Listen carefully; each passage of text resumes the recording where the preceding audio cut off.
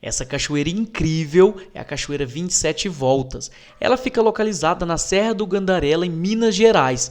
Tem uma trilha muito conhecida para poder acessar ela, que sai lá de Honório Bicalho, e tem outra trilha não tão conhecida assim, um pouco mais curta, que sai da cidade de Rio Acima. O nome 27 Voltas se deve às 27 voltas que o rio dá antes de desaguar na queda d'água. Há uma lenda entre os moradores da região que as pessoas que tentam contar as voltas da cachoeira ficam loucas. De qualquer forma, é uma cachoeira muito linda que vale muito a pena conhecer, não é verdade, pessoal?